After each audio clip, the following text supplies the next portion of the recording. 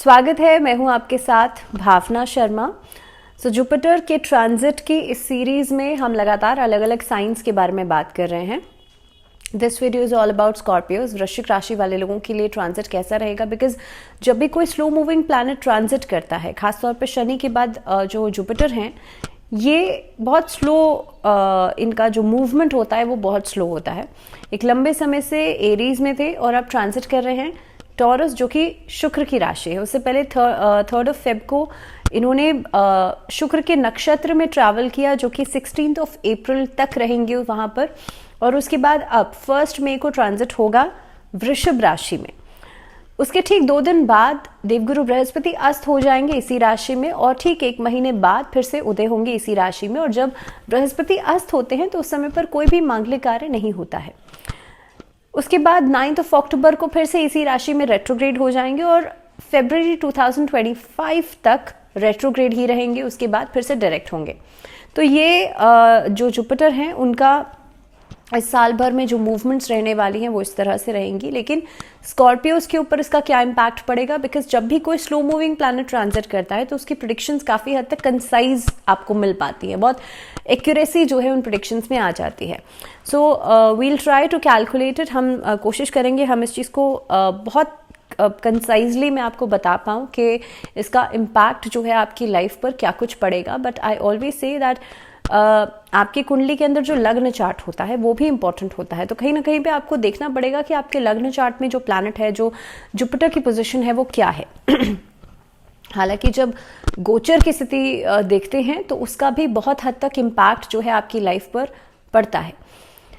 अब अगर मैं स्कॉर्पियोज की बात करूं तो देखिए, वृश्चिक राशि जो है मंगल की राशि है, और मंगल एंड जुपिटर, मंगल और देवगुरु बृहस्पति जो है आपस में मित्रता है इन दोनों के बीच में। अब अगर बात करें खासतौर पे जो जुपिटर का ट्रांजिट है वो हो रहा है शुक्र की राशि में, जो कि वृषभ राशि है। आपके लिए, वृश्चिक राशि वाले लोगों के लिए 2nd हाउस और 5th हाउस के लॉर्ड होकर के जो जुपिटर है वो ट्रांजिट करेंगे आपके 7th हाउस में, जो कि पार्टनरशिप्स का होता है और मैरिज का होता है। जब 7th हाउस में ट्रैवल करेंगे, जो कि पार्टनरशिप्स का भी होता है, तो व्यापार में वृद्धि लेकर के आएंगे। एक और इम्पॉर्टेंट चीज़ यहाँ पर ये है स्कॉर्पियोज के लिए कि जब ये 5th हाउस के लॉर्ड हैं और 7th में ट्रैवल कर रहे हैं, तो कहीं ना कहीं पे आपके लिए केंद्र और त्रिकोण से संबंध बना रहे हैं, जो कि एक तरीके का राजयोग जो है वो बना रहे हैं।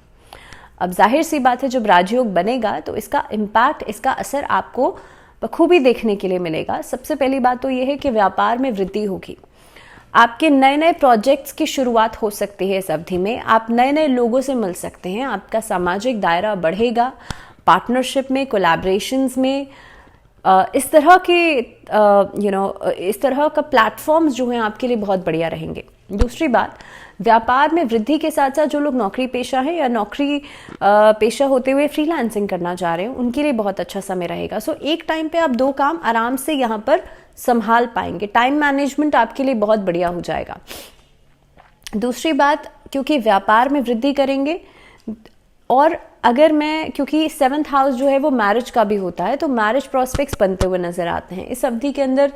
हो सकता है अगर आप किसी रिलेशनशिप में हैं, शादी का प्रस्ताव आपको मिल जाए, या मे बी आपकी जो शादी है वो पक्की हो जाए, फैमिली की तरफ से रजामंदी आपको मिल जाए। इस अवधि में संतान होने के जो एक प्रक्रिया है या संतान होने के जो योग हैं वो भी बनते हुए नजर आते हैं। संतान सुख की प्राप्ति आपको हो सकती है।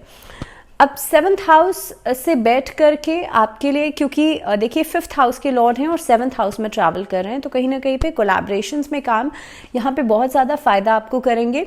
इसके अलावा आप लोग देखेंगे शेयर मार्केट से आपको लाभ हो सकता है, सडन ग्रोथ आपके लिए नजर आती है। अगर किसी का व्यापार अभी तक बहुत अच्छा नहीं भी चल रहा है, तो जो भी फ्लक्चुएशंस चल रही थी वो खत्म होंगी और कहीं ना कहीं पे स्टेबिलिटी आपको देखने के लिए मिलेगी फ्रॉम 1st of May। और कई बार कुछ प्लैनेट्स या कुछ कुंडलियां ऐसी होती हैं जिस पर इम्पैक्ट जो है वो पहले ही आना शुरू हो जाता है, क्योंकि शुक्र के नक्षत्र में तो ट्रैवल कर ही चुके हैं, तो कहीं ना कहीं पे हो सकता है इम्पैक्ट आपको पहले ही दिखना शुरू हो जाए। या अगर आपके लग्न चार्ट में जुपिटर की पोजीशन बहुत अच्छी है, तो गोचर में अच्छे होने वाले हैं, तो इम्पैक्ट पहले ही दिखना शुरू हो जाएगा। अब 7th भाव से बैठ करके एक दृष्टि आपकी पड़ती है एकादश भाव पर। 11th हाउस जो होता है एलिवेशन का होता है, ग्रोथ का होता है। अब यहाँ से आप कितना एलिवेट करेंगे, क्योंकि जो देवगुरु बृहस्पति हैं वो कुंडली में बहुत सारी ऐसी चीज़ों को कंट्रोल करते हैं, जैसे कि आपकी एजुकेशन कैसी होगी, आपके पास पैसा कितना होगा, कितनी लग्जरीज होंगी, क्योंकि शुक्र की राशि में ट्रैवल कर रहे हैं। तो काफ़ी हद तक आप देखेंगे इस अवधि के अंदर आप आगे बढ़ेंगे, आपको हर फील्ड में सक्सेस मिलेगी। पैसा जो है बहुत अच्छा आएगा इस अवधि में, पैसा अच्छा कमाएंगे, इनकम के कई सारे सोर्सेज जो है वो बनते हुए नजर आते हैं। इनफैक्ट हो सकता है कि इस अवधि के अंदर पब्लिक डीलिंग्स में जो लोग काम करते हैं उनके लिए बहुत अच्छा समय आ जाए, पॉलिटिकली करियर बनाने के लिहाज से बहुत अच्छा समय रहेगा, ओवरसीज काम करने के लिहाज से बहुत अच्छा समय रहेगा। जो लोग अपना प्रोफेशन सेट करने के बारे में सोच रहे हैं, आइडियली अगर मैं बात करूं तो अगर मेडिकल लाइन में सोच रहे हैं या फिर इंजीनियरिंग लाइन में सोच रहे हैं, तब आप लोगों के लिए बहुत अच्छा रहेगा। अकाउंटेंसी के काम में, CA/CS का कोई काम कर रहे हैं, या फिर आप लोग फूड इंडस्ट्री से जुड़ा हुआ कोई काम करते हैं, QC/QA डिपार्टमेंट से जुड़े हुए हैं, और इवन अगर मैं बात करूं तो कहीं ना कहीं पे अगर आप लॉ फर्म से भी जुड़े हुए हैं, तब भी आपके लिए समय बहुत अच्छा रहेगा। और अदर प्रोजेक्ट्स की बात की जाए तो देखिए बिजनेस में तो फायदा होगा ही होगा। इनफैक्ट फूड इंडस्ट्री या स्वीट्स से जुड़ा हुआ कोई काम है आपका, या फूड सेक्टर से कहीं से भी कोई चेन आपकी है, तो उसमें बहुत ज़्यादा फायदा इस अवधि में होने वाला है, क्योंकि 7th के ऊपर 7 से सीधा सीधा आपके एकादश भाव पर दृष्टि डाल रहे हैं, राजयोग बना हुआ है। दूसरी बात, एक दृष्टि आपकी पड़ेगी लग्न के ऊपर, जिसकी वजह से आप देखेंगे इस अवधि के अंदर आपका ऑरा जो है वो बहुत स्पिरिचुअलिस्टिक हो जाएगा। आप धर्म कर्म से जुड़ेंगे, आपकी नॉलेज जो है वो बढ़ेगी, आप अपने टाइम पर नहीं बल्कि अपने स्किल्स पर ध्यान देंगे।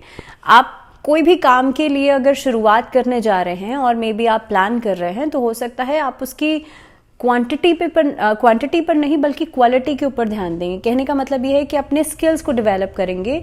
इस अवधि के अंदर आप अपनी लर्निंग के ऊपर ध्यान देंगे, अपनी इनर ग्रोथ के ऊपर ध्यान देंगे, स्पिरिचुअल ग्रोथ के ऊपर ध्यान देंगे। तो और काफ़ी हद तक देखिए ये टाइम पीरियड ऐसा हो सकता है कि आपकी इन्वेस्टमेंट से भी आपको कई सारे फायदे हो जाएं।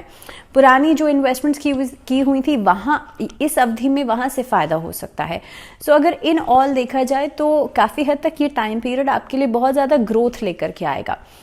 दूसरी बात, कई सारी धार्मिक यात्राएं इस अवधि में आप लोग कर सकते हैं, और काफ़ी हद तक आप देखेंगे कि स्पिरिचुअल बुक्स को पढ़ने में आपकी रुचि अचानक से बढ़ जाएगी। तो ओवरऑल डेवलपमेंट आपकी बहुत बढ़िया रहेगी ड्यूरिंग दिस पीरियड। अब जुपिटर की एक दृष्टि पड़ेगी आप लोगों के लिए 3rd हाउस पर, जो कि पराक्रम भाव है। अब यहाँ से काफ़ी हद तक कोई नए काम या कोई नए प्रोजेक्ट्स की शुरुआत अगर आप करने के बारे में सोच रहे थे, या किसी तरह का कोई फियर था दिमाग में कि भाई यहाँ से आपको कितना फ़ायदा होगा या नहीं होगा, आप उन प्रोजेक्ट्स की शुरुआत कर लेंगे विदाउट एनी फियर, क्योंकि पराक्रम भाव पर दृष्टि पड़ रही है तो जाहिर सी बात है वहाँ से प्रॉफिट्स मिलेंगे। कोर्ट कचहरी का अगर कोई मामला चल रहा है वहाँ पर आपकी जीत हो सकती है। किसी तरह का कोई वाद विवाद, कोई डिस्प्यूट आपके काम एट वर्क प्लेस चल रहा है तो वहाँ पर आपको क्लीन चिट मिल सकती है। किसी तरह का कोई डॉक्यूमेंटेशन वर्क रुका हुआ था या वीज़ा प्रोसेसिंग से जुड़ा हुआ कुछ रुका हुआ था, तो वहाँ पर आपके लिए प्रोसेसिंग जो है वो आगे बढ़ सकती है। जो आपके डॉक्यूमेंट्स हैं वो क्लियर हो सकते हैं। इस अवधि के अंदर जो लोग 40+ हैं एंड खासतौर पे females, those who want to work, उन लोगों के लिए बहुत अच्छे प्रॉस्पेक्ट्स, बहुत अच्छे प्लेटफॉर्म्स उन्हें मिलते हुए नजर आते हैं। सो अगर इन ऑल में बात करूं तो स्कॉर्पियोज के लिए ये जो गोचर रहेगा, ये जो ट्रांजिट रहेगा वो बहुत ही ज़्यादा बेहतरीन रहने वाला है, क्योंकि केंद्र त्रिकोण से दोनों से संबंध बन रहा है और खासतौर पे राजयोग का निर्माण हो रहा है वृश्चिक राशि वाले लोगों के लिए। तो लगभग ये जो ट्रांजिट रहेगा बहुत इंपॉर्टेंट और बहुत ही बेनिफिशियल रहेगा आप लोगों के लिए। दूसरी बात, जब जुपिटर अस्त होंगे और ख़ासतौर पे जब जुपिटर वक्री हो जाएंगे, उस अवधि में थोड़ा सा अपने पैसों की हैंडलिंग का थोड़ा सा ध्यान रखिएगा।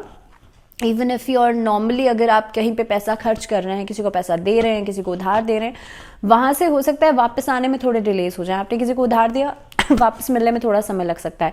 पैसा खर्च करें, ओवर एक्सपेंडिचर की प्रॉब्लम, ओवर एक्सपेंडिचर की शिकायत आपको हो सकती है अननेसेसरी चीज़ों के ऊपर, या क्योंकि शुक्र की राशि है तो कहीं ना कहीं पे लग्जरियस चीज़ों के ऊपर खर्चा होता हुआ नजर आता है और बाद में हो सकता है आपको उसका रिग्रेट हो कि भाई मुझे यहाँ खर्च नहीं करना चाहिए था।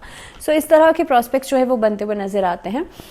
इस अवधि के अंदर अगर किसी का जुपिटर खराब है लग्न चार्ट में, तो वो अपने डिग्री को देख करके, आई एम नॉट सेइंग क्योंकि हर किसी की कुंडली अलग अलग होती है, तो आप उसको पूरी तरह से कैलकुलेशन करवा करके किसी स्पेशलिस्ट से उसके बाद आप पुखराज धारण कर सकते हैं ड्यूरिंग दिस पीरियड। और ख़ासतौर पे अगर किसी की जुपिटर की दशा चल रही है तो normally I don't recommend stones इस तरह से, लेकिन हाँ अगर किसी को पहनना ही है तो ये टाइम पीरियड आपके लिए बहुत बढ़िया रहेगा, क्योंकि गोचर में भी बृहस्पति जो है वो अच्छे आपके लिए इम्पैक्ट देगा।